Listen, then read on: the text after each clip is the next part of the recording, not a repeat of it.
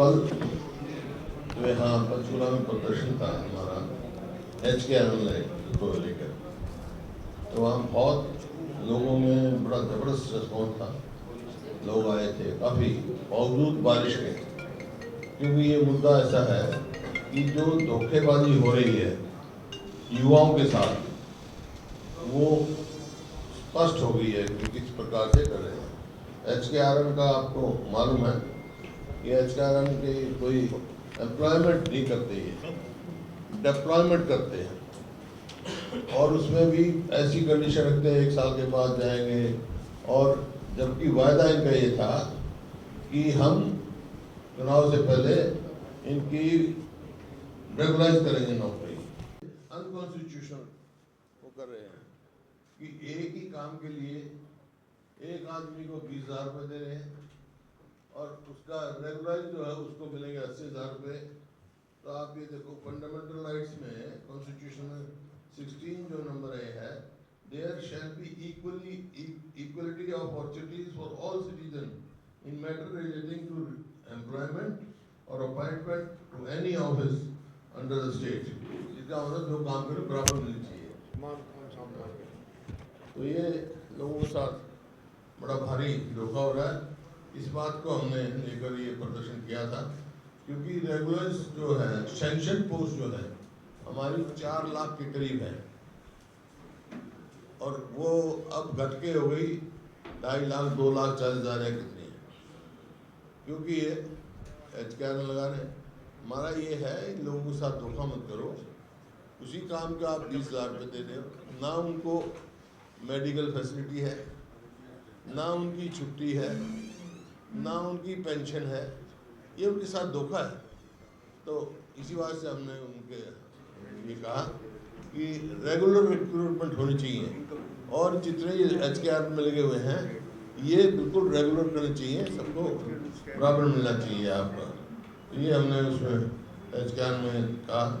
आपने देखा कि HKRL की उसमें हमने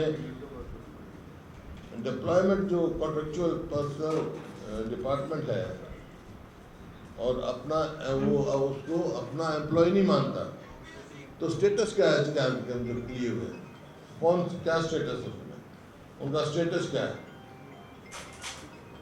HKRL का बिचौलिया है, 1% कमीशन लेते हैं, तो उनका तो स्टेटस कुछ ना ये एम्प्लॉयर है।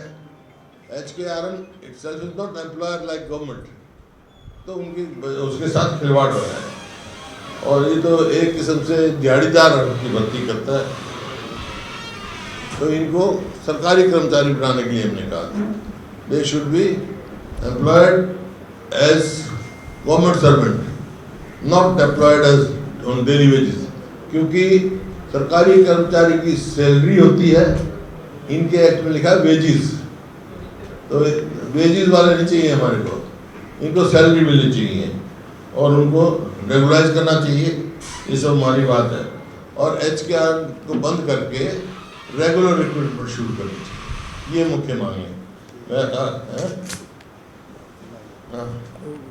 आखिर में ये इनके साथ ऐसा किया है, ना ये बेरोजगार है, ना ये तनख्वाहदार है, युवाओं को बना दिया दिहाड़ीदार।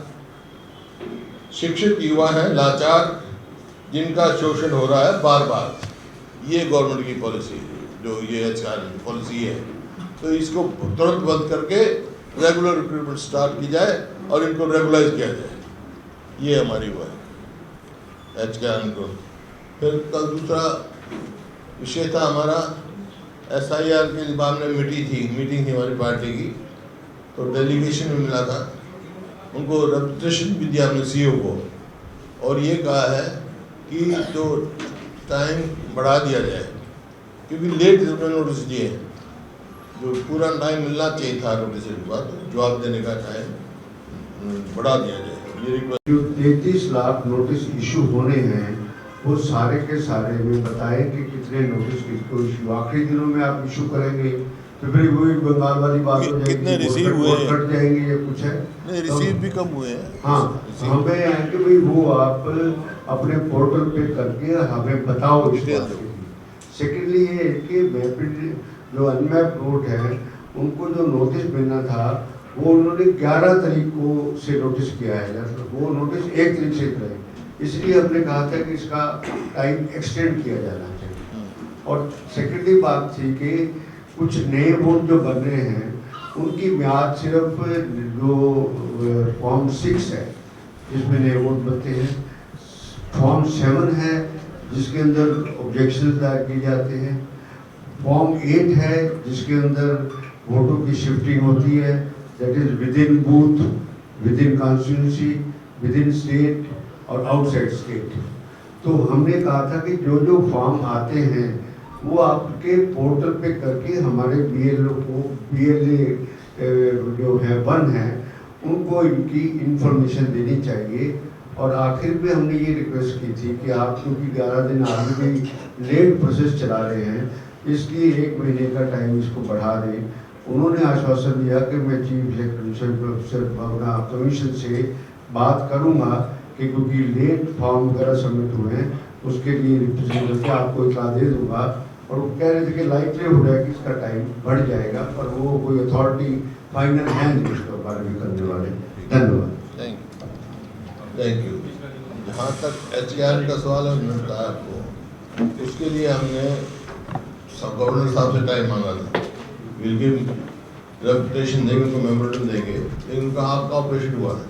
व्हेनेवर विल गेट टाइम हम गवर्नर साहब को देंगे और पूरी तरह उनकी साथ रहेंगे। SIR का मामला इन्होंने बता दिया। यहाँ पर आप देखो क्या हो रहा है जरिया टीचर्स की PG, मेरे पास सारी डिटेल है PGT TGT, लेकिन वैसे मोटा मोटा बता रहा हूँ। 1,16,332 शैक्षणिक पोस्ट है और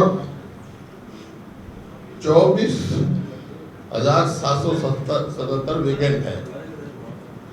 कम होगी वेकेंट, 5-6 हज़ार लगाए, 6 हज़ार के लिए बनाए हैं HKR में, तो 18,000 और 540 अब भी खाली है। बावजूद 6 हज़ार लगा दिए उन्होंने HKR में। ये शिक्षा का तो बिल्कुल बट्टा दार कर दिया इन्होंने। आज जाओ स्कूलों में टीचर नहीं मिलते, कई सैकड़ों से एक टीचर है। ये परिस्थिति है। हाँ, बंद हो गए बहुत स्कूल, तो प्राइमरी स्कूल तो बंद कर दिए। और इसका आपने देखा इसी तरह जो पानी का भराव हुआ, बारिश हुई शहरों में खास तौर पे बड़ा भारी नुकसान हुआ है। उसकी कोई सर्वे नहीं किया, कोई उसको मतलब कंपनसेशन नहीं, ना कोई। नुकसान होने का सबसे बड़ा कारण ये भी पहले सीवरेज वगैरह साफ ही नहीं करे, सब चौक पड़ा है। और उधर से जो सफाई कर्मचारी भी हड़ताल कर दी। सफाई कर्मचारी हमने हमारे समय में एक कदम से 11,000 तो लगाए थे गाँव में, 14,000 लगाए थे शहरों में। उनको रेगुलाइज नहीं किया अब तक। तो एक तो उनकी बात सुननी चाहिए, उनसे बातचीत करके समाधान निकालना चाहिए। और सफाई कर्मचारियों से भी मेरी अपील है, जैसे जगह जगह ऐसे ढेर बने हुए गंद का वो ना करें, हम उनके साथ हैं, उनकी मांग के साथ करें। लोगों को परेशानी नहीं होनी चाहिए। और आपका मतलब गरीब को और गरीब, मतलब सबसे पहले तो ये कहा जैसे हुड्डा बनाता पहले, अब ये शहरी परिकरण हुआ है, प्राधिकरण बना रहा।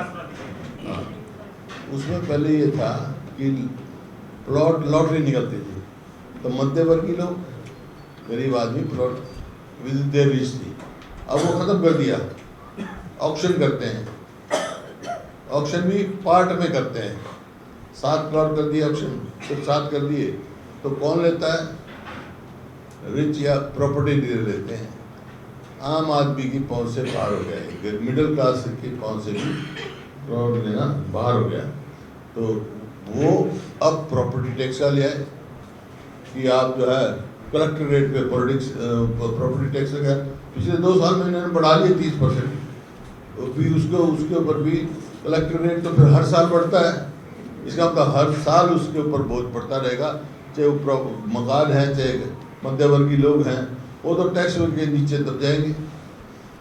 ये गलत है। इनको जो 2013 की पॉलिसी थी वही फॉलो करनी चाहिए प्रॉपर्टी टैक्स की, जिस तरह से वो करते हैं प्रॉपर्टी टैक्स का। और अब पावर में भी लिया है, मतलब हर तरह से मध्यवर्गीय लोगों को मारने की, उनको और करने की स्कीम ला रहे हैं कि लोड से 10% से अगर एक्सीड करता है तो सरचार्ज 25% लगा देंगे उसके ऊपर, वही पूरी हो जाएगा। ये भी गलत है उनकी पॉलिसी। मतलब सिर्फ मध्यवर्गीय लोग, गरीब आदमी के लोगों पर बोझ डालने का इनका ये बन रहा है। ये आपके सामने है, मोटी मोटी तो बातें, और तो बहुत बातें हैं। अब आप सवाल पूछे उसका जवाब देंगे। एक जो कमेटी बनाई हमने अरोड़ा साहब की अध्यक्षता में, और डॉक्टर साहब की स्पेशली बैठी है करप्शन के बारे में, जैसे बैंक स्कैम है, ये स्कैम है, उन सब का ध्यान करके और फिर सारा सरकार को हम घेरने का काम करेंगे। ये करप्शन के जितने केसेस हैं उनको कंपाइल करेंगे, उन सब उनकी तहकीकात करेगी, इन्वेस्टिगेट करेगी कितनी भारी करप्शन हो रही है। जैसे बैंक स्कैम था, ये था।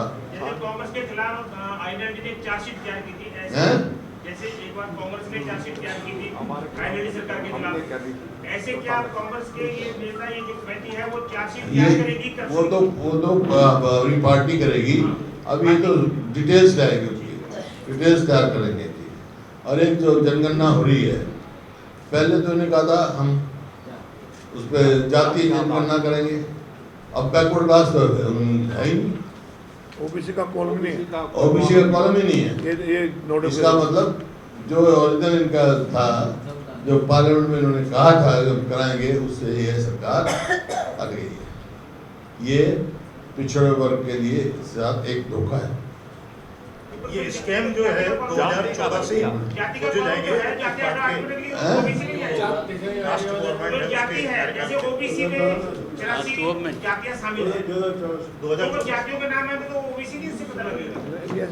कॉलम जैसे शेड्यूल कास्ट, शेड्यूल ट्राइब के बना रखे हैं, जो SC ST का है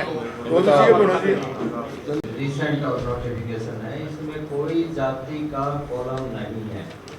10 नंबर पे सिर्फ लिखा है अनुसूचित जाति ऑब्लिक अनुसूचित जनजाति ऑब्लिक जाति, तो उसी कैटेगरी की जाति क्या इसमें आया है, और कोई ओबीसी जातीय जनगणना का या और कोई जाति का कोई इसमें कॉलम नहीं है। जनजाति के बाद जाति है, हाँ, जाट है, वो जाट दिखेगा नहीं लिखेगा? नहीं, ये अनुसूचित जनजाति का कॉलम है, तो कोई जाति नहीं लिखेगी ना, कहीं कोई कॉलम नहीं। आप ही तो बता रहे हो कि SC के बाद जाति आएगा सर। हाँ, SC ST कैटेगरी की जाति वो लिख रखा है। SC ST कैटेगरी, हाँ वो जाति, जैसे वाल्मीकि है, धानक है, लड़किया है, उस तरह से।